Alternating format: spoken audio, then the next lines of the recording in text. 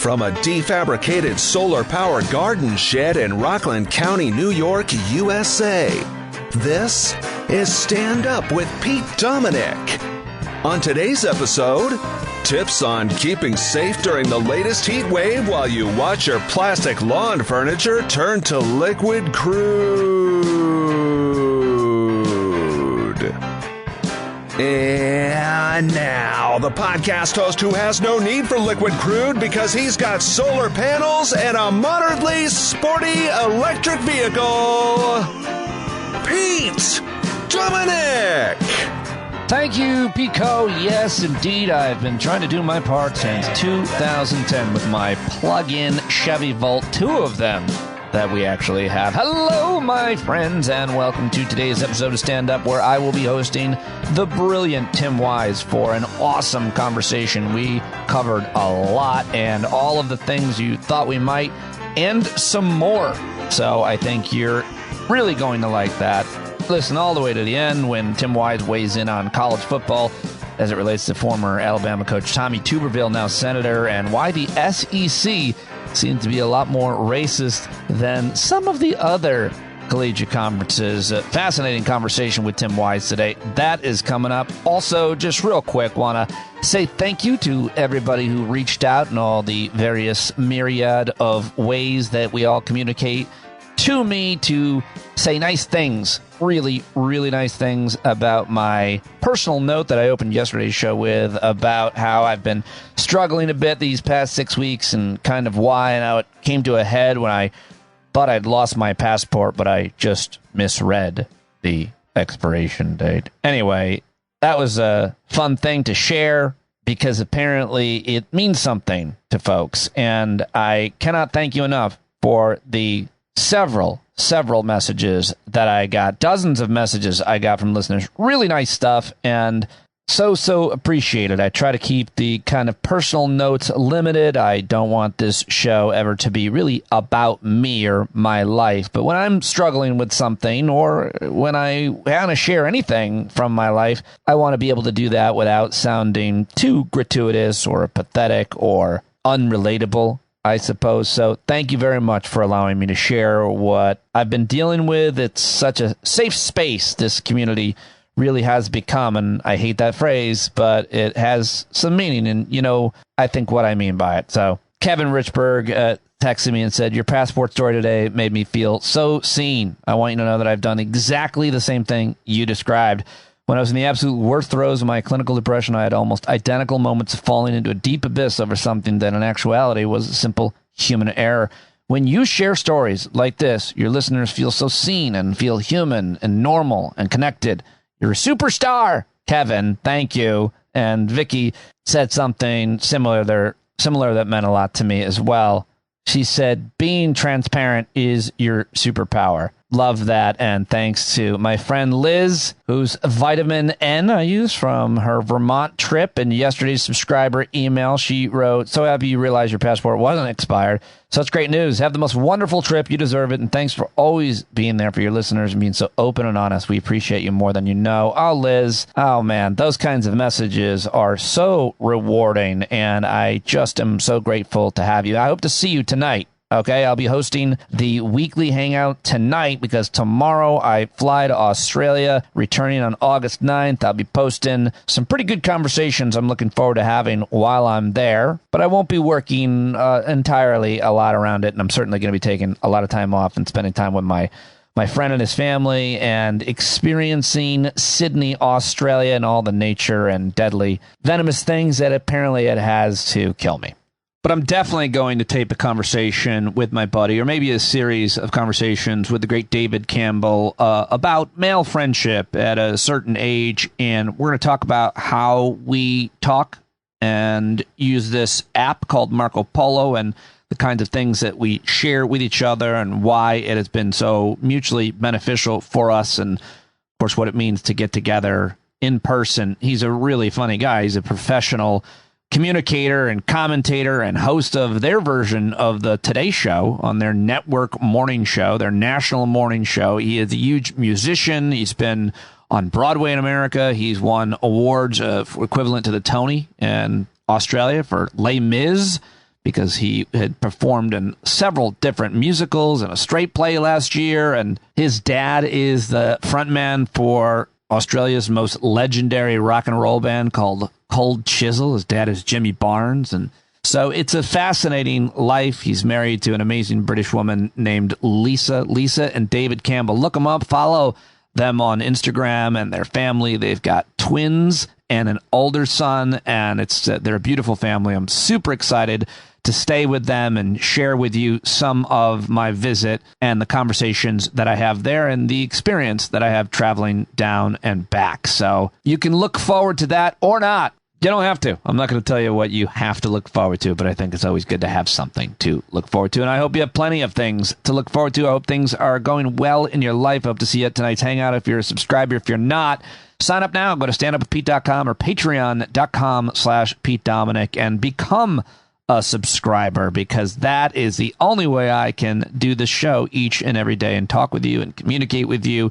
in the many ways that we do, because it has been a wonderful ride and I really want to keep it going. So let me just get to a couple of news stories and one thing I want to play for you before we get to my conversation with Tim Wise. I'll also be dropping a conversation with Mara Quint today about her experience doing mushrooms with her friend a couple weeks ago, and we talked about that and a couple of other things, so look for that. Going to catch up with David Rothkopf before I leave, and maybe a couple more people. We will see, but just a couple of news stories. Of course, everybody is paying close attention to the weather, which has been influenced by man-made climate change. Tremendous amount of evidence now, of course, on that. Florida is like a hot tub. It was 101 degrees, air temperatures mid to upper 90s, but Sunday and Monday's 100-degree water temperature reading stunned the experts. A pretty crazy situation down there. It's a hot tub in Manatee Bay. And in Sicily, where Val is, the island off the southern coast of Italy, of course, part of Italy, it's on fire. The area surrounding Palermo is on fire, as well as the city of Catania. David Rothkopf was actually just there on vacation himself. I'll talk with him about it. But my wife is there in about 60 miles from Palermo, and she's right there on the coast, and it's absolutely beautiful there. But yeah, same thing. It's scorching hot. The wildfires are closing the airports. It's pretty crazy and pretty scary, obviously. So that's one huge story. Another big story that broke yesterday is that UPS reached a tentative deal on a contract with a union representing more than 325,000 workers, a key step in averting a potential strike. And that's really good news for our friend Stephen Cowings, who's a shop steward out there for UPS in California. Thinking of him and his family and all the rest of the people that would be affected by this, as well as all of those of you, including me, that are affected by the Writers Guild and the SAG-AFTRA strikes. This guy who's a suspected serial killer out in Long Island, the Gilgo Beach killer guy, they apparently finished the search of his home, and he had 279 guns.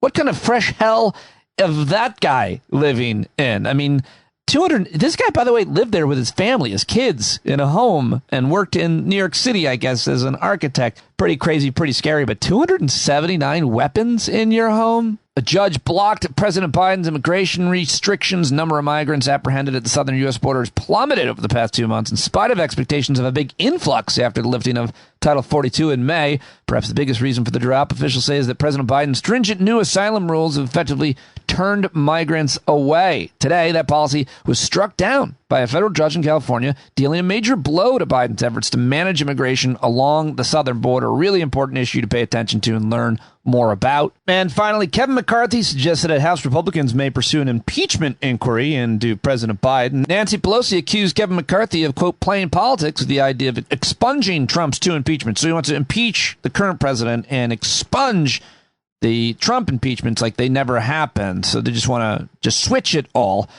Also, the U.S. has surpassed 400 mass shootings in 2023. I'm excited to be in Australia. I don't have to really be thinking about that as much.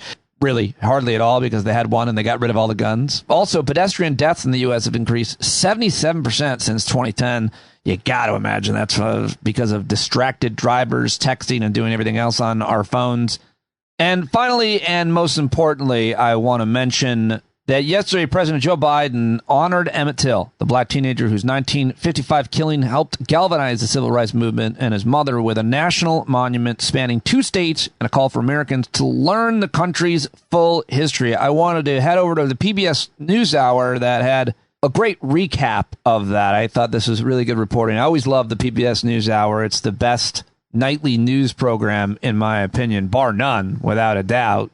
Nothing compares. I mean, if you like the network news and all of their pharmaceutical ads and thirst for ratings, hence having their top story be the one I didn't even mention, that LeBron's James' son had a heart attack on the court, then hey, go for that. But I'm a PBS NewsHour guy if it's TV news, and here's why. A new national monument dedicated to the murdered teenager Emmett Till and his mother honors 3 sites critical to Till's story and central to the birth of America's civil rights movement.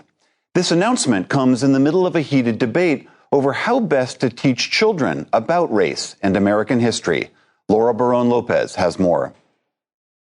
On what would have been Emmett Till's 82nd birthday, President Biden designated the Emmett Till and Mamie Till Mobley Monument, enshrining the ground where Till's brutal murder propelled the movement for civil rights. Let us not be seduced into believing that somehow we will be better if we forget.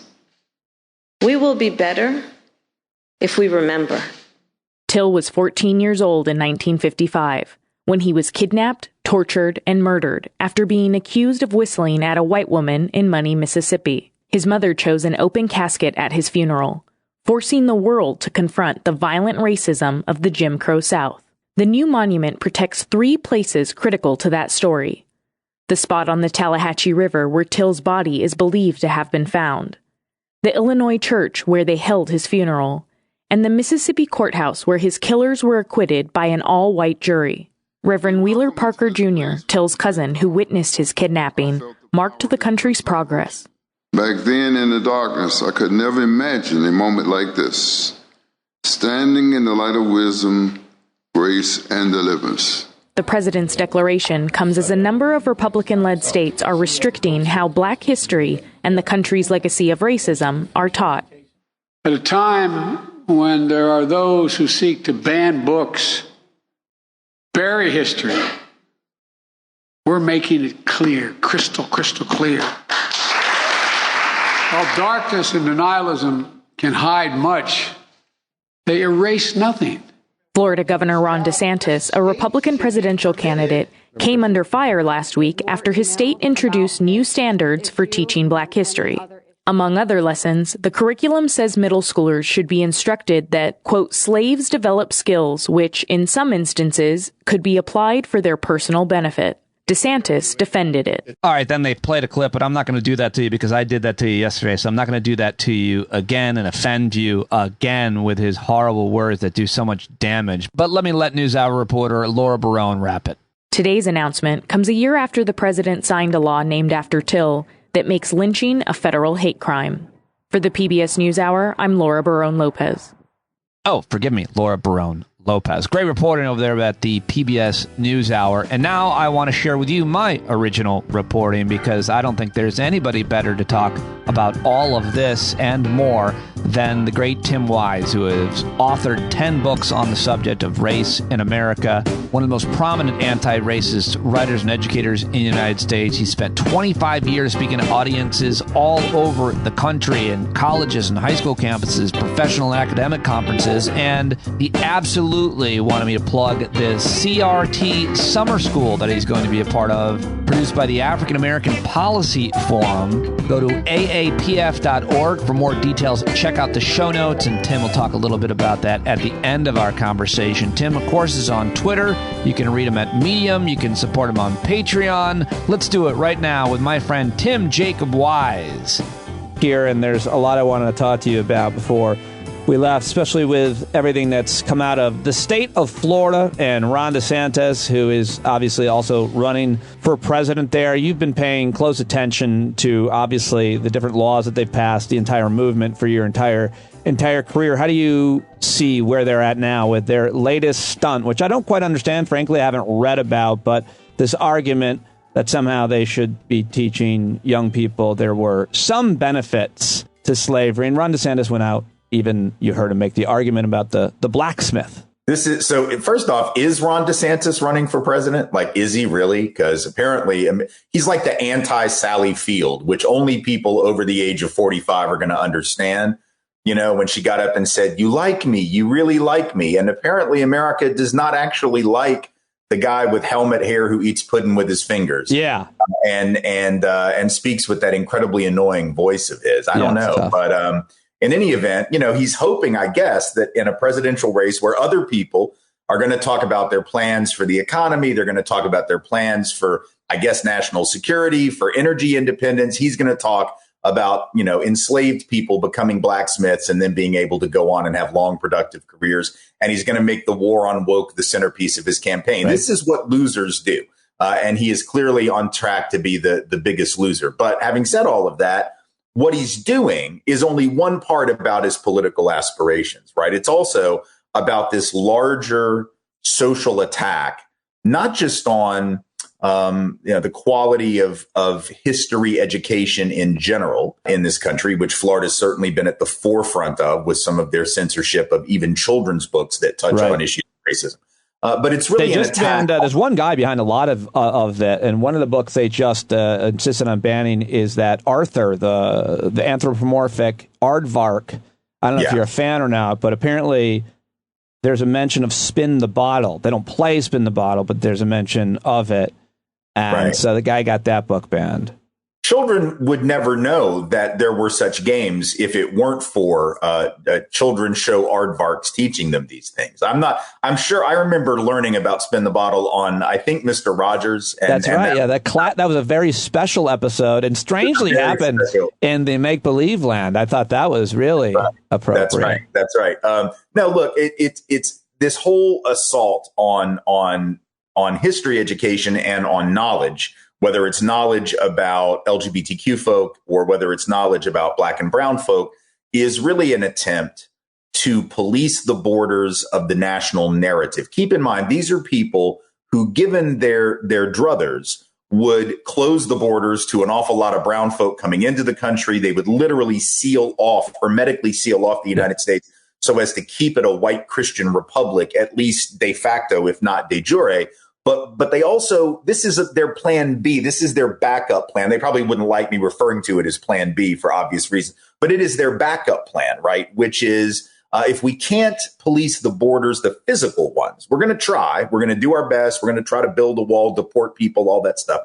But if we can't pull that off, at the very least, we are going to police the borders of the story that we allow you to hear, right? In other words, we're going to tell you what America is, even if you're able to get in somehow. And even if we can't repeal the 14th Amendment birthright citizenship thing, and even if you Black folks refuse to go away, which you've been refusing to go away for hundreds of years, or to be quiet, we're at least going to try to recapitulate the story in a way that you may not buy it. You may still know the truth. You know, Black knowledge has always been passed between Black people. They didn't wait for white teachers to do it. They didn't wait for white school boards to do it or white principals. They didn't trust that. But what freaks out the right is that some of that Black knowledge is leaking over right into whiter spaces. So when you have the uprising in 2020 with 23 million people in the streets, the clear majority of whom were white, that's what scared them. When you have white children learning about systemic injustice, you're worried that those young children, as children are wont to do,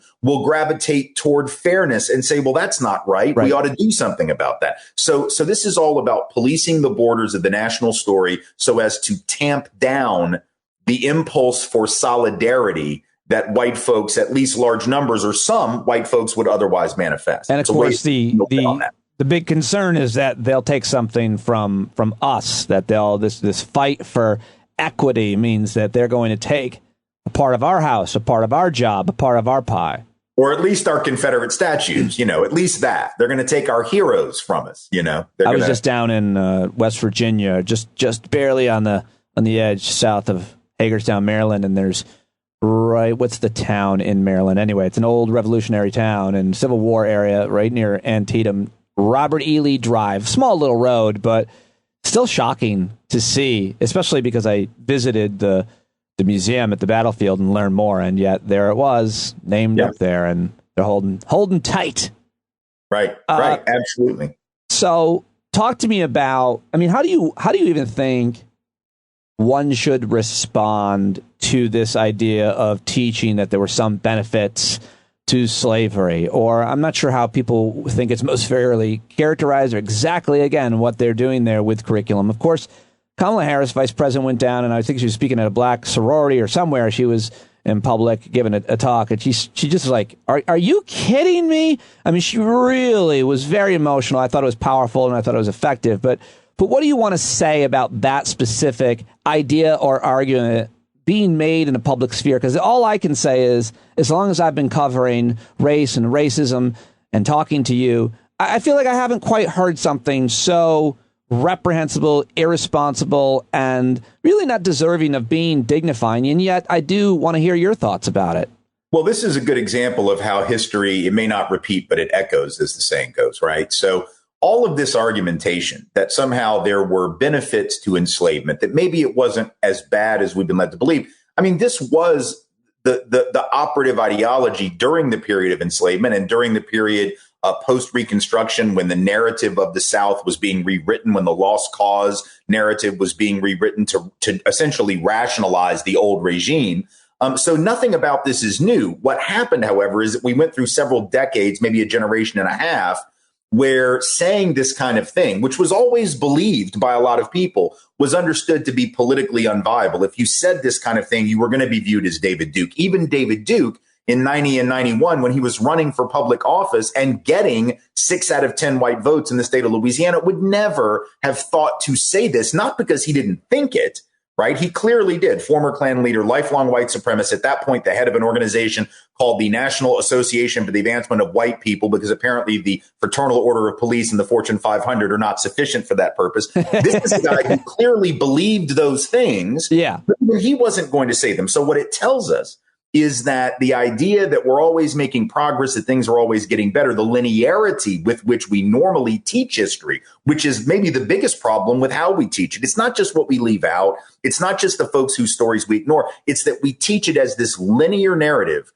constantly onward and upward. Things were bad, but they've gotten better and they'll continue to get better. Yeah. The fact that this kind of narrative is seeping back into a state's history standards, essentially saying the same thing that enslavers were saying. Well, at least we brought them into the vivifying light of Christianity and Jesus. At least we've subordinated them to the development of certain skills, which they of course lacked in Africa, because there's an assumption that black folk had no skills, that they were just running around in loincloths with no wheel, with no language, with no written anything, none of which is accurate, but which is part of the enslaver's narrative. So the fact that it has snuck back in, it's not just pernicious on the face of it. Yep. It's part of a larger historical tradition that white supremacists have always used. And it's not just that piece. There's also, also in the standards, there is a section about these new standards from Florida. These are the standards in Florida. This is the recommended standards in Florida. There's a section that says, we're going to talk about slavery, and we're even going to talk about how it was unjust and evil, but we're going to then compare it to enslavement in Africa, meaning by Africans, or what the Barbary pirates did, enslaving certain Europeans, or how the whole term slave comes from Slav, and those are Central European. That's interesting history. I'm not saying it shouldn't be taught like in a world history class. I think that makes perfect sense. The history of slavery in the world is a great course and book, I'm sure. I'm sure it is. And terribly depressing. In a Black studies curriculum, what is the purpose? What is the point of including that as a departure, as a comparison? What is the point? This is the question people ought to be asking, not whether a certain standard is true. Let's say, for instance, with the skill development. Look, people who are subordinated and marginalized and oppressed oftentimes will find ways to survive that involve the development of skills. For instance, those who are Jewish in feudal Europe and are told you can't own land, you can't work in this field, this field, this field, and this field, but you can be a small merchant. Okay, well, some Jews develop skills as small merchants, but I don't think anybody in a discussion of Jewish studies and Jewish history would say, in addition to the pogrom stuff and the exclusion from certain jobs, we really ought to talk about what great money lenders the Jews became, because European Christians weren't allowed to lend money at interest. They made the Jews do that. Nobody's going to be like, damn, well, we really ought to talk about that, because that's sort of an upside. That's an upside to anti-Semitism. Right. But we do it with black folks because we are trying to minimize the horror here. So it's not just that it's wrong. I don't want us to get bogged down in the factual piece of well, were there skills developed like blacksmithing? I mean, okay, fine. Are there skills developed in every group that have no other way but to survive? Of course. But the assumption there is that the skills didn't exist before, that the capacity didn't exist before, that it somehow sprang from the oppression, which then makes the oppression not as bad. Right. And the fundamental question is, why do you feel the need to say it? Right. Why do you feel the need to talk about enslavement somewhere else? That's the question. Why do they feel the need to see it? Because you can give us more insight on the history of this argument. Slavery had its benefits as it was taught and propagandized here in the United States of America for hundreds of years. But so why do they make their argument? How long have they been making this argument? What is it being made for? For who? Well, and the thing is, right, it's so interesting to contrast it. So, for instance, if we were going to talk about some of the things that these folks love about American history, the commitment to Republican small d democracy, right? They would never accept it if I said, yeah, we can talk about that, but can we please talk about all the other democracies, like all the other countries that also have free speech? Can we talk about all the other countries that also have religious freedom? Because there are lots of them. We're not the only one. That's the point. When it comes to the good stuff, we insist on exceptionalism. We insist that you can't compare us to any other place because we are literally exceptional. But if it comes to something bad, oh, well, everybody did that shit. I mean, genocide? Come on, man. That's been happening forever. So it's just fascinating that we will not take exceptional ownership over the exceptional evils. It's not that those other enslavements were not evil, but we perfected a system of enslavement that was very, very different than those systems. Number one, it became a system for life. It was handed down intergenerationally, regardless of any other factor. Secondly, it was rooted in this concocted notion of race or skin color, which had no basis in anything other than the imaginations of those who created it for the purpose of domination and subordination. And even if you want to say, well, it is similar to those others, if we are studying the Black experience specifically in the United States, to talk about that is irrelevant. That is like saying, well, the Holocaust was bad for the Jews of Europe, and Hitler was awful, but can we talk about Stalin? Well, we can talk about Stalin, but can we just sit right now? I mean, like if Germany, for instance, were to say in their curriculum, well, I mean, we had that whole Third Reich thing, but can we talk about Pol Pot? Can we talk about, or can we talk about America? I mean, can you imagine if the German schools said, yeah, we did this shit to the Jews, but look at what the U.S. did to black people. The difference is they don't do that. They actually confront, usually better than we do, their history. Not perfect, but far better than we do. We're the ones who pass the buck. Well, they've got museums to it. They've denounced it. You're not allowed to have certain, obviously, kinds of statues, much less wave certain flags. And they've also made all kinds of different reparations. There's laws about saying certain things, and we can talk and argue about whether that means anything, but clearly accountability is something any country needs to have to be have a healthy emotional state, which is what I've always thought we suffer from. We don't have accountability for a lot of terrible things that have happened in our lifetimes alone, by the way. I think it's fair to say. Iraq, the financial crisis, that's been my theme lately, talking about that, because it's always going to be the case here with this issue of racial justice, and it seems like we're keep taking steps backwards. I'm not sure where you would put the goalposts right now. Well, I mean, I think, look, this is all stuff that in a way, and I'm not a good prognosticator. If I were, I would be betting on horses or football games or something. But, when I wrote Dear White America back in whatever it was, 2012, I think, I said at the time that we were looking at this perfect storm of white anxiety because of four factors. One was the election of Barack Obama and what that said about who could exercise political leadership in the U.S. Second was the economic crisis that had created a unique vulnerability for a lot of white folks that they hadn't experienced since the Great Depression. So the opiate epidemic along with it. Several generations. The third was the cultural shift, popular culture shift to a thoroughly multicultural pop culture, where the posters on your kids' walls could be all kinds of folks from all kinds of different backgrounds. Not, it's not like the old days when they all looked like you and they sang music that you liked, or at least that you could somewhat relate to, or watch movies that, it was this star and that star. And then finally was the demographic shift, right? The fact that the country was actually changing demographically in terms of who lives here. All of those things were confronting white people for the first time with a sense that we're not the automatic default position of what an American is. We're not automatically the floor model, the catalog model of what an American is. And what that did was it created a need to either seal the border, as I said before, or at least control the story. Because at least if we can control the story, we can gain back some level of our dominance and our hegemony that we feel we're losing. And so it's a particularly uniquely dangerous moment, which is why the backlash is happening now, right? Critical race theory has been around for 40 years. DEI work has been around for even longer than that. Affirmative action has been around for generations. All of these things and schools, have been teaching, at least in parts of the country, a more accurate history for 10 or 15 or 20 years. Now, some way behind. Texas, for instance, didn't start teaching the truth about the Civil War, that it was principally about white supremacy and the maintenance of slavery until 2019. So they had like 2 years of honesty, and then they were like, yeah, we're out. We've done that. But for at least some schools in some parts of the country, they were starting to do better. They were starting to do a little better. And certainly if you went to college, you might have been exposed to some ideas in the last 20 years. And that's why all of a sudden the gloves have come off. For sure. If you go back 30 or 40 years when the hegemony, the white dominance was so unquestioned, really, from a cultural perspective, you didn't sort of have to play unfair, right? You could just be like, nobody's going to hear your shit anyway. Nobody's going to, we're not going to even learn that stuff. And if it is good shit, we'll take it. Make it better. Yeah, but now that some people are being exposed to it, make it better.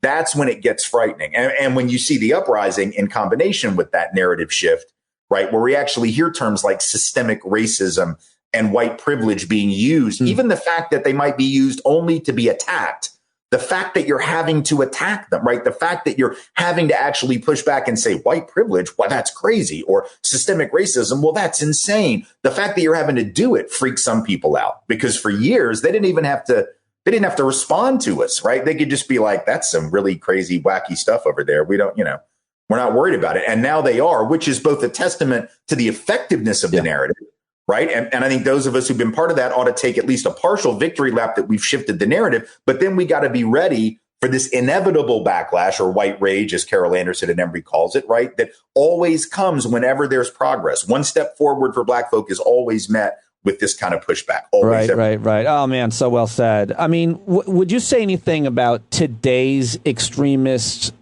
hoods off, said colored people on the floor Republicans versus the Republicans that you and I grew up with, the Reagan and Bush Republicans? I mean, to be fair, they were all of the same people, but I'm not talking about the voters. I'm talking about the kinds of things you could get away with saying on the House floor, on the Senate floor, the kinds of things you could get away with voting for or against even, versus today. Is there, would you say much about that? I think it's very important to draw a distinction. And I know that there will be some of my compatriots on the left who will insist, oh, they're all part of the same thing. Well, okay, but part of the same thing is not the same thing. Race politics have been around for hundreds of years. Yeah. And in the contemporary era, of course, George Wallace, maybe even Goldwater perfected those, right? And then Nixon took it to another level, and then Reagan took it to another. But here's the thing. Even back when we were doing the anti-David Duke work in Louisiana, there was a clear recognition on the part of the vast majority of the Republican Party infrastructure that they had to distance themselves from David Duke. Now, that's not because they didn't agree with his policy ideas about welfare and immigration and affirmative action and busing and getting tough on crime, all of those things. They had a lot of the same policy ideas, but even they understood that there was a line that you could not cross, and that line was white nationalism, the open articulation of white supremacy. They wanted nothing to do with it. Now, should they be held accountable for having played footsie with that kind of politics? Lee Atwater, famously talked about the use of code language after the 1960s to basically say the same thing. Yes, they should be held accountable. Well, they should. I just want to make sure that nobody misses this. I know I'm asking you specifically about the kind of the rhetoric, but I want to, when you mention of obviously Reagan, and I'm sure you can go off for hours. I do want to be clear. I asked him about rhetoric, not about policy, because we could talk about the drug war and mass incarceration and what that did to generations of the black community. But that's more policy, and it's important. It's probably more important. But I'm strictly just asking about rhetoric to be the rhetoric is what makes the rhetoric so important. And I appreciate you drawing that distinction, because the rhetoric is what allows the envelope to move further when it comes to policy. So the reality is, how many years, for instance, did we on the left know the right was coming for affirmative action? They were coming for social programs. Welfare reform was talked about for a long time. And the harsher that the rhetoric got about people on public assistance, then it finally happened. And a lot of programs were slashed in the 90s. Affirmative action was on the chopping block for decades. And as the rhetoric got more harsh about white victimization and reverse discrimination and unqualified black people, well, finally, they got what they wanted. Yeah. All of these things became more thinkable because extremists started moving the envelope. So, yeah, for instance, with David Duke, Ronald Reagan condemned Duke. George H.W. Bush condemned Duke. The Republican Party leadership at the time condemned Duke, but he continued to do his thing. And by 92, Pat Buchanan became a major player on the right in the party, spoke at the convention in Houston in 1992, laid out a clear culture war narrative, which they have been following as a script ever since, because they realized that that was the future of the party. Supply side economics and trickle down. A, nobody really believed it because it's never worked. And B, even those who believed it couldn't. It's boring to hear you talk about supply side economics and but those policies obviously always disproportionately affect folks who aren't making as much money. And specifically, thinking of other names that you could throw out, someone like Chris Kobach ran the whole immigration game from Kansas for years under those guys. You've got somebody like Grover Norquist signing every Republican to a blood oath, even at the state level, to never raise taxes, which decimates communities in ways that we don't talk about because it's not as sexy as the drug war, but it decimates all of our communities because you can never raise taxes to pay for anything. Right. Well, the rhetoric, the reason the rhetoric is so critical is that the rhetoric is what then defines the limits of acceptable discourse and policy, right? Once I have demonized, and it's also a critical element in fascism, which is a word I know we don't like to use, but fascism relies on a certain kind of narrative to sell a vision to the people. It isn't enough to sort of be authoritarian. If you really want a fascist politic, you have to have a narrative of greatness lost, right? You have to have a glory that's been decimated. So make America great again. Let us get back to the glory days. They're taking America from you. You have to define a clear enemy, and you have to dehumanize that enemy over time. I was thinking about this yesterday. I remember when I was in college, and I was a radical activist, but I was also, in addition to doing radical activism, I was also for a period the head of college Democrats. And I was trying to take the college Democrats in a more left direction. And that wasn't always appreciated by the Democratic Party folks in Louisiana. But what was interesting was I would sit and have regular conversations with my compatriots on the right that I disagreed with. We would have debates, but they were friendly. I'm not trying to say that some of my friends are Republicans, but they were, and that was fine. We got along. Even when we disagreed, I didn't feel the need to think of them as evil, even though I thought they were profoundly misled. They didn't think of me as evil or satanic or a pedophile, cannibal, groomer. Right. There was never a need for that. And we had clear differences when it came to policy, but there was just a recognition that there were certain things that just were beyond the pale, pun intended, beyond the pale of polite conversation. And the fact that we've now gotten to this place tells us that the politics of Dukism and Buchananism and that race politics, what we call the politics of prejudice during the Duke campaigns, just because the alliteration sounds good, is something that works. It is saleable and it is scalable. At the time, we said that David Duke was like cocaine. He was white, he was dangerous, and he was easily concealed. And ultimately, that's what happened with Duke's politics, was that they spread out, and there is a subset of white America that responds very well to it. Now, I will also say this, and this is important. There is also a decent chunk of white America that rejects it. It's one of the reasons that Ron DeSantis isn't getting traction right now. Donald Trump appeals to a lot of different aspects of the white id psychologically, not just the racial resentment piece, right? There's a whole bunch of stuff going on there. There's this sort of toxic masculinity. There's this, I like he just says whatever the hell's on his mind. And Ron DeSantis can't really pull that off. He's sort of a nebbish. He's apparently not very tall. I didn't know that was a big deal. Maybe I did. And I just, as a meatball.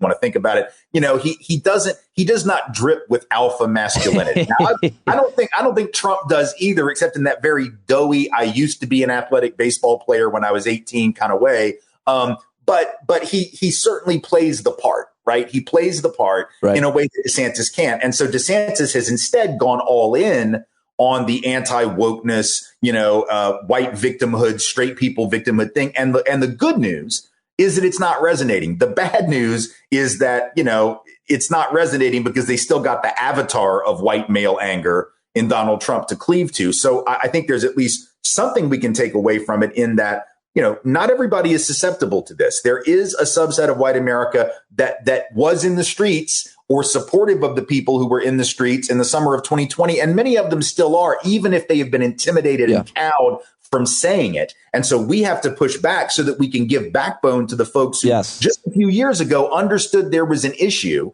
And that way they won't be afraid to continue talking about that issue in the press. And a shout out to the many righteous white folks that listen to this program and are doing stuff in their communities every day, which I always want to make sure we talk about and role model. One thing I definitely had to ask you, the scariest poll to me, well, I guess scariest polls are about like climate change or something like that, but really, the more, urgent, and I've been seeing this and watching this trend over the years.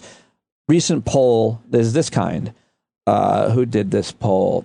Trump voters say racism against white Americans is a bigger problem than racism against black Americans. The polling follows the dismissal of a lawsuit put forth by the survivors of Tulsa race massacre, which many saw as a potential blueprint for reparation efforts. That's Yahoo News writing that. We didn't talk about that, all that Tulsa bullshit, what's happening there. But this polling, this kind of thing, I've certainly talked with you about it before, but it's not going away. It's actually increasing. And I think in most polls, there was a Pew one that was very popular and well done a few years back. Trump voters say racism against white Americans is a bigger problem than racism against black Americans. Maybe say a couple things about why they think that. Well, I think there are different reasons that white people might say that. One is a fundamental ignorance about what racism is at a systemic and institutional level, right? Because if I think of racism just as people say mean things about me, well, then you could say, well, I saw some black person on Twitter screaming about white devils or whatever. Well, that's okay. All right. That's upsetting to you. That bothers you. But if we understand racism as a systemic and institutional force, then the only thing that would really answer the question, is racism against white people a bigger problem than racism against black people, would be the actual outcomes of life, right? In other words, if racism against black people historically put black people on the bottom and white people on the top, then you would think that if what these people were saying was true, that would be flipped. And yet in every area of well-being, white folks continue to be far better off. That doesn't mean that all white folks are doing well at all, but it means that when white folks are not doing well, it isn't because they are white. It is very much in spite of that. So that's number one. It could be just ignorance. And I'm more than willing to acknowledge that there's a lot of ignorance, as we've discussed before on the show, even in the 60s, right? In the middle of the civil rights movement, before the Civil Rights Act was on the books, most white people said even then that black folks had equal opportunity in education, employment, and housing. Right. So if I believed that bullshit in 1962, why would it be surprising that I would think some version of it in 2023? By 1969, just 1 year after MLK was assassinated, white folks in a Newsweek poll said that blacks had an equal or better chance to get a job or good education than white people. So there were a lot of white folks saying this even in the late 60s. So there's nothing shocking. The second reason, of course, could be, as I mentioned before, as the demographics, the culture, the politics, and the economy shift, there is a sense of vulnerability that white folks have now that they might not have had 20 and 30 years ago, right? So that all of a sudden, when you see your numbers diminish, there is this sense of group threat. And a lot of scholars have identified that. We know from the social psychology research that people will organize to keep what they have quicker than they will organize to get something better. So this tends to default to benefit right-wing politicians, because if I'm a right-wing politician, what's my message?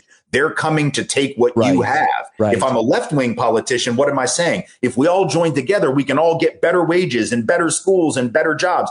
I might hear that and go, God, that'd be nice. to have a better job and more income. But meanwhile, these people are coming to take what I already have. I got to defend that first, right? And so right-wing politics end up with the default advantage just based on the psychology, which we oftentimes misunderstand. And I think that's important to point out. Yeah, well, I mean, when you see a poll like that, what's your first reaction other than how you just explained why they might think it? What do you... I mean, I think that's how whiteness operates. Whiteness operates as a veil over the eyes of white Americans to keep us from seeing what black folks have been trying to point out for a long time. And the danger of it, and this is a critical piece, the danger of not seeing what black folks have always seen is that eventually it comes back to bite us on the ass too. Because if I'm white and I have told myself systemic barriers, what systemic barriers? It's all up to individuals to make their own life. And if I just work hard and play by the rules, everything will be fine. And then you get that pink slip because your company's closed, moved overseas, closed the plant. You don't have enough money for healthcare. You don't have enough money to pay for your kids' college education. Now, what do? Oh, yeah, you can blame the Mexicans for a minute. You can blame black folk and you can blame the cannibalistic pedophiles or whatever you want to blame. But at the end of the day, the national story that you have supported and never been willing to interrogate is telling you it's actually your fault, lazy ass. You should get a second job or maybe Dying a third of Whiteness, Jonathan Metzl, which I feel like you had written this before I probably studied and wrote. I should have written it before. Not the same book, but you'd certainly written articles and talked about what he wrote about in that great book. But that's the point. You're dying of whiteness because they don't realize that these systemic issues are eventually, of course, going to be affecting them when your job. And that's the irony of the attack on black knowledge, like the attack on black studies, on African-American studies, on critical race theory, on black liberation theology, on all the things that the right has lost its mind about. This is black knowledge, which ultimately white people need too.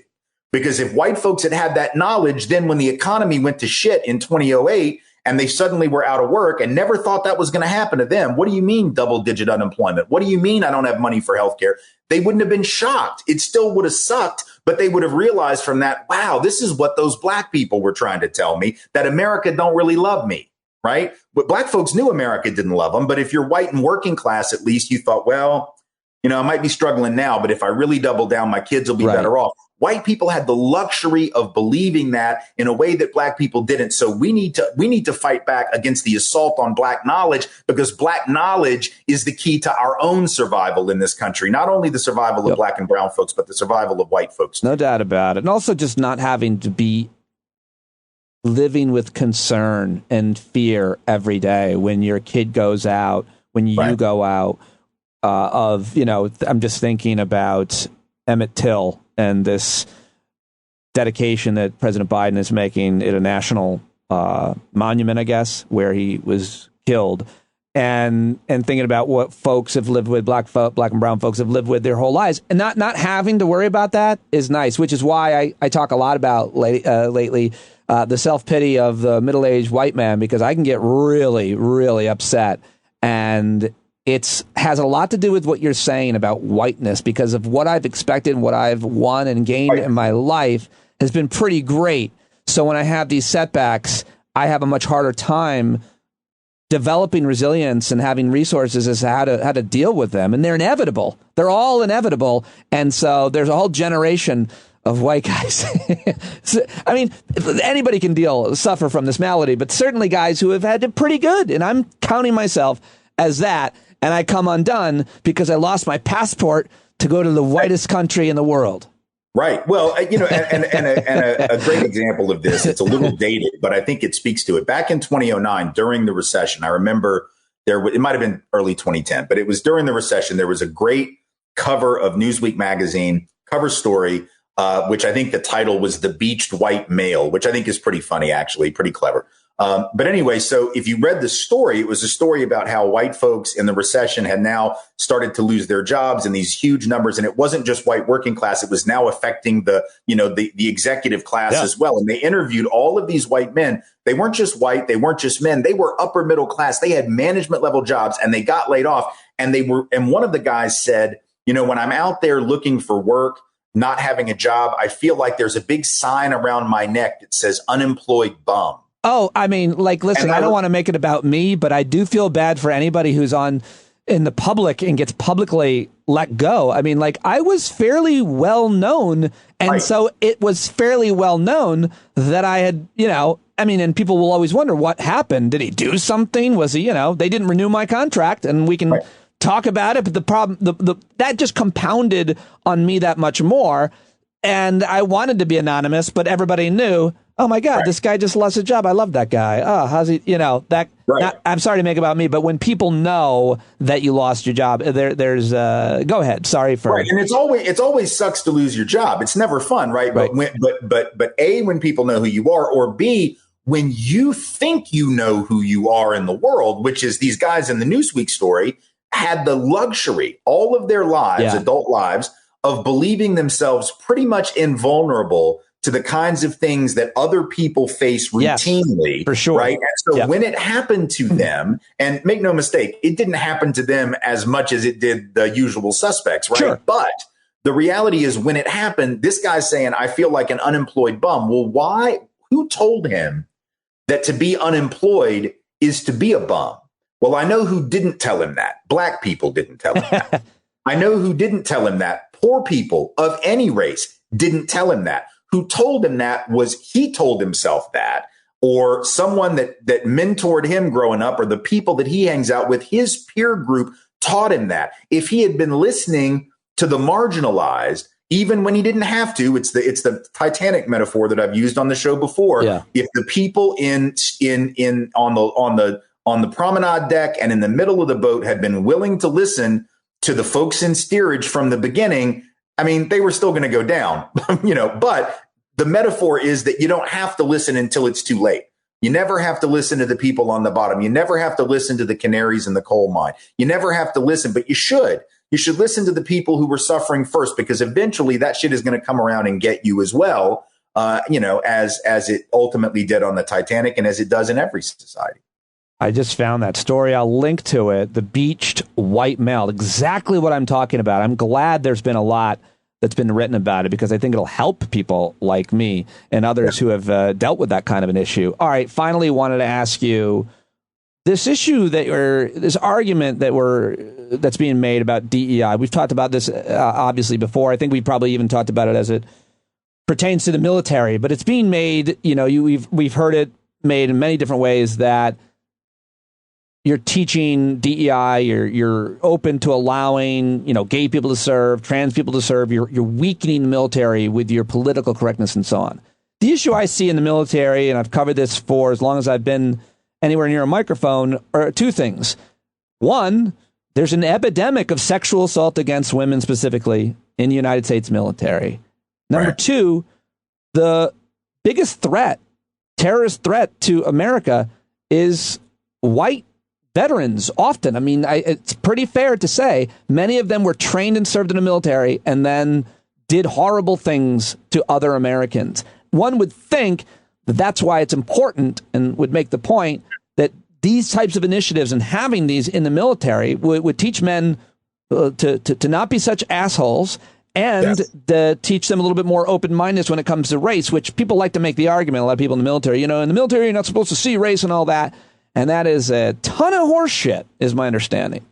Well, unless one assumes that the role of the soldier is to further white Christian nationalism, both at home and abroad, then how could DEI somehow detract from the mission of the soldier, right? If you say this is taking away from military preparedness, you're saying that military preparedness, and indeed the mission of the military, is essentially a white Christian nationalist crusade. And once you say that, you've made the United States a far less safe place, because now you've announced to the world that we're looking to conquer and make all of you think like us, be like us, act like us. So not a very smart move. Secondly, look, the idea that DEI stuff is this new conceit within the military that somehow maybe Obama introduced or Biden introduced or critical race theory introduced. Look, I remember back in, I think the first time was 2002 or 2003, that I went down to Cape Canaveral, the Defense Equal Opportunity Management Institute, which is down in that vicinity, DOMI. DOMI has been doing equity work since the early 1970s. It actually evolved from something that began in the late 60s. DOMI does some of them. I remember going down there and I was blown away at how intense and real their conversations were. These were people who were soldiers. Many of them had just come out of combat. They were now going to have civilian roles within the military, within the larger military itself. And some of them were still in active duty. They were learning equity principles to use within the armed forces because they realized the importance of it. And I remember sitting there watching some of the stuff they were putting folks through. It was hardcore. They were throwing major, deep systemic concepts of what I would say was critical race theory. I mean, as I understand it, and wow. breaking folks down, and it was, I remember thinking, holy shit, you could never do this in corporate America because right. people could like voluntarily say, screw it, I'm out. But these people are under contract. You've got them for, this is their job, and they're sitting there taking this and internalizing it. And I remember soldiers who were going through the program who had just come out of active duty saying, if I'd known this stuff before, I would have been better over there. I would have understood the way that my own identity was sort of skewing my understanding of the people that we were, of the country that we were in, of the people we were interacting with, of the way that I was viewing them and the way that I was viewing my colleagues. So the military's actually been doing some of this stuff for quite a while. The problem is it hasn't reached enough people. It's reaching a very self-selective group within the military, because it's not like folks are forced to go to Diomi, like you choose to go there, right? But what it demonstrates is that people in the military who had the same sense of mission, theoretically, as anyone else who got in, right, can in fact be transformed in a positive way by this, in a way that they themselves recognize. So you would think we would want to not only not shut that down, but that if anything, we would want to broaden the reach and expand the reach of things like what they do in Diomi to other folks coming into the military. So we get a real sense of who is here for the legitimate mission of a military, which is to defend a country, right. not to impose on others, but to defend a. And then secondly, who's ready to actually assess the threat effectively? Because if you're assessing the threat as those foreigners over there, right, and those are the danger, and you're not realizing there may be an internal threat, then you're not weeding out people who are really not capable of performing the functions that you say the military is about. The only function they're really capable of fulfilling is getting weapons training and getting better training on how to kill people, right. which they will then ultimately turn against their own citizens. Right. And the circles they traffic in, where they are right. online, and how they get radicalized, and what they're led to believe about their service, and so much more. Well, the tattoos often tell the story. I just thought of one more. I quickly wanted to ask you about your thoughts. And any person of color or any black, brown person probably can roll their eyes at the question. And I have some pretty strong ideas as to what the answer is, but I thought Tim would be a good person to ask. Tommy Tuberville, the United States Senator, and he was... last job was a college football coach, which meant he had a lot of young black men in his tutelage for years and years and years.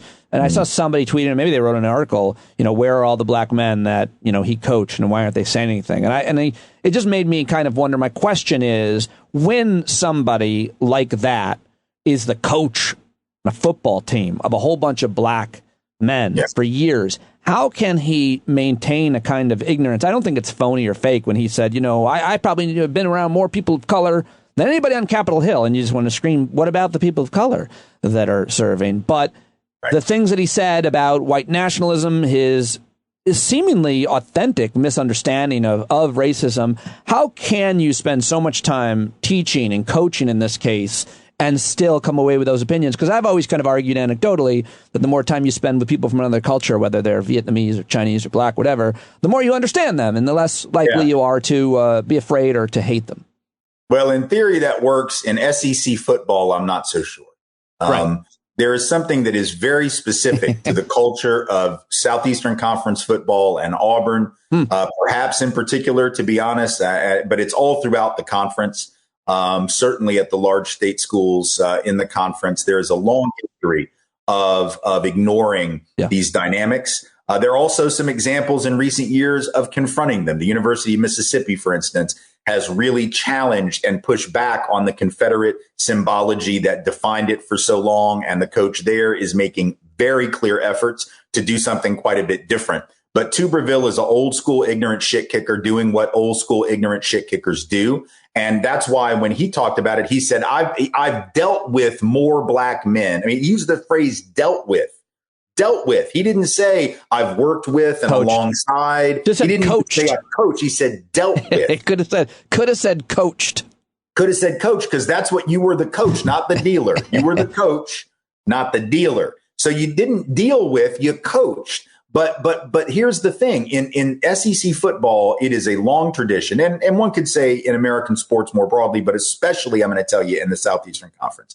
And I'm from the South, lived in the South all my life. I'm a lifelong Vanderbilt fan, which is, of course, usually frustrating within the Southeastern Conference, I realize.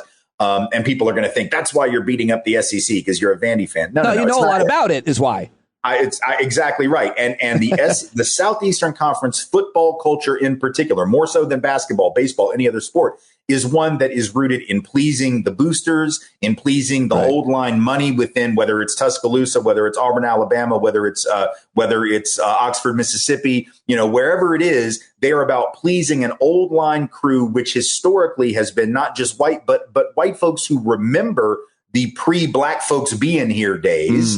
And still haven't quite gotten over them. Now, perhaps a generation from now, even half a generation from now, we'll start to see that shift, because Southeastern Conference schools, the South, like every other region, is changing. It is becoming a truly more multicultural, not just white and black, but larger numbers of Latinos and Asian Americans. And so that could change. But historically, the ideology of the Southeastern Conference is one very much rooted in tradition, and what tradition is stronger and more invulnerable in the South in particular than the tradition of white men dominating and controlling black men.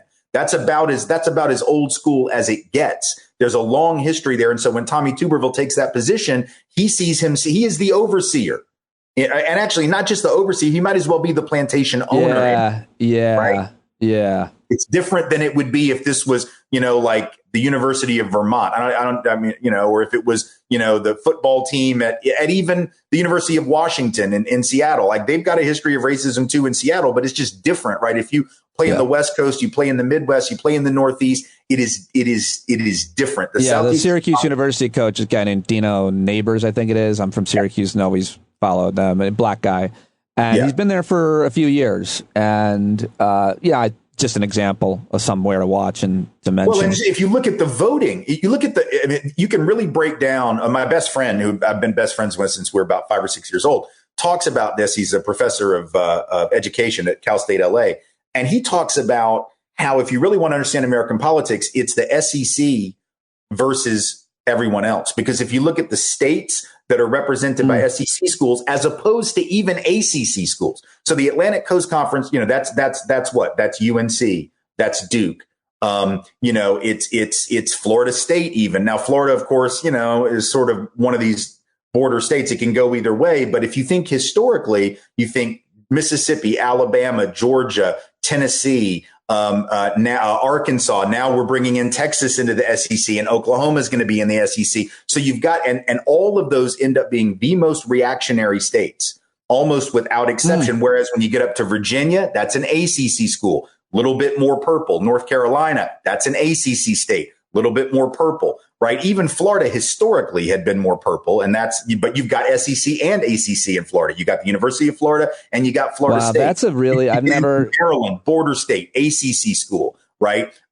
So I think that there's a lot to be said for this idea that there's something about the culture of sports in the South that also has translated into the culture of politics in the South in a way that is more protective of white supremacy even than the rest of the country. And the rest of the country is pretty damn protective of white supremacy too. But there's still something very particular about certain states. Yeah, I'm sure you've written about it. I'm sure a lot has been written about that and reported on that. But man, I'm glad I asked you that Tuberville question, because got us there. That's a really fascinating and I guess upsetting thing to learn, but also enlightening. Tim, you've done it again. Can't thank you enough, man. I really appreciate you stopping by as listen, always. Can I get in a plug real quick? Yeah, I was going to ask you just about, where you're most likely to be posting. That was going to be my question. I'm glad you mentioned that. But what's up? Well, I'm still sort of working through that. As some folks know, my mom passed in March, and so we've been busy de-hoarding her house. And so have you found anything valuable or hilarious? Well, maybe it would have been valuable, but for the mold that's growing on. No, that's the worst. There are some things. No, there are some things that are valuable because there were certain areas that were not as hoarded as other areas. So actually, but what I did find, I think I've mentioned the 1 penny savings account that my mother, because, if you're a hoarder, you're going to hold on to that savings account with 1 penny in it because you can't stand to let it go. Wow. The house had enough dust in it that you could make a sweater with it, but yet we did find a duster hanging on the wall, which I found to be quite ironic. That's hilarious. But in any event, but as a result, I haven't been writing a lot. I will get back to writing as soon as I can. But one thing I want to get a plug in for people when they hear this, and I don't know when you're going to run it, but hopefully Tomorrow. It'll be by the weekend because on Sunday, starting on Sunday and running through Thursday, I really want to encourage folks to sign up for CRT Summer School, Critical Race Theory Summer School. It's being put on. I think this is the third year, maybe the fourth year by the African American Policy Forum.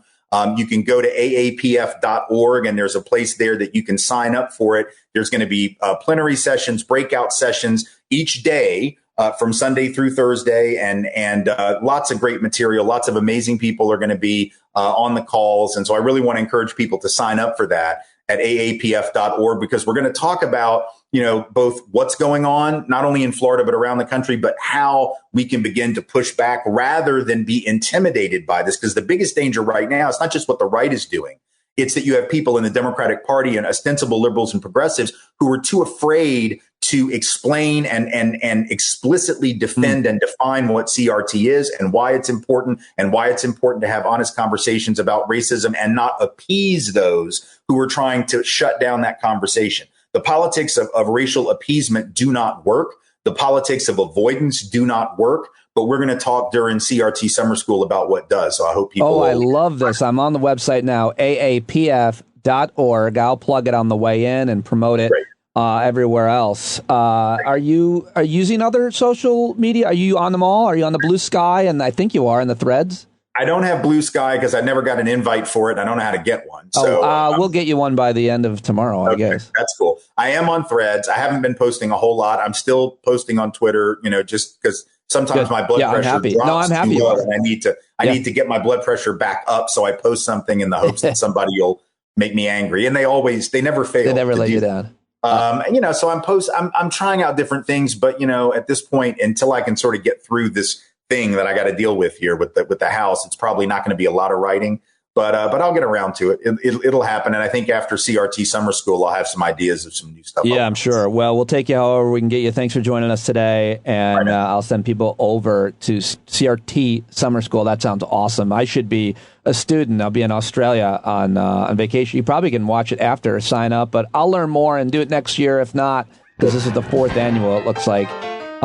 Time that they've done it. So a great lineup of people there. Tim, thank you very, very much. Thank you, sir. Appreciate it.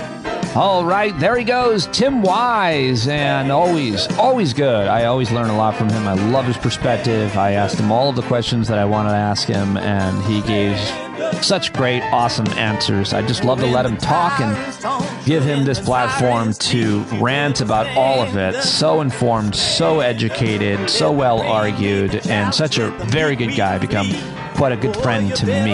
All right, well, that's all I've got for today, although I will be dropping a conversation with Mara Quint shortly after this one, or sometime in the morning, I should say, probably on Wednesday. Hope to see you at the Hangout tonight at 8 p.m., about 48 more hours before I get on a plane to Australia, take some much-needed time off. But I'm excited to talk about all of it and everything else with you tonight at Tonight's Hangout. All right, that's it. That's all. John Carroll, take us out.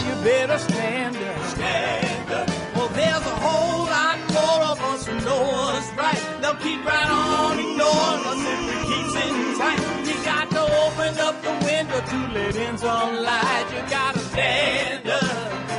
That's right. You got to rise up. You got to stand up. You got to stare the devil straight in the eye. We got to let him know it's his turn to go. See it clear when all you hear is a lie.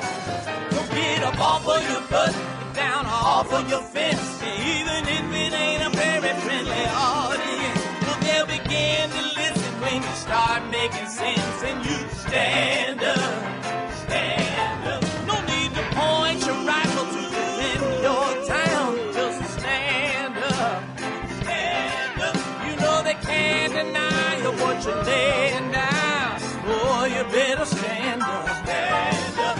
Show your face of every color, yellow, black, red, and brown.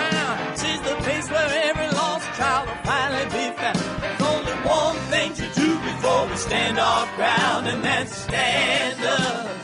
Stand up. Well, the founding fathers saw a land for all. They had to stand up. They had to stand up. They had a keen imagination for a crystal ball, drawing all the plans of a stand up. But all they had to go on was the time they were in, with other causes for laws, and since they weren't even sin, they knew that change was gonna come before the change could begin. They had to stand up. All right, they had to stand up. We got to stand up. We got to look the devil square in the eye. We gotta let him know it's his time to go, and make it clear when all we hear is a lie. Why you lying awake wondering where the money all went? It'll be the cost of freedom that'll go unspent. You can see him flee the scene of that experiment if you stand up. All right, we got to speak up, we got to reach up and raise your voice in every way you know how. Don't be toes up, you got to show up. Ain't no better time to do it but now. No need to pledge allegiance to no wanton tribe. Rise up, show obedience to the voice inside, and listen well and it'll tell you not to run and hide. It says stand up. Stand up.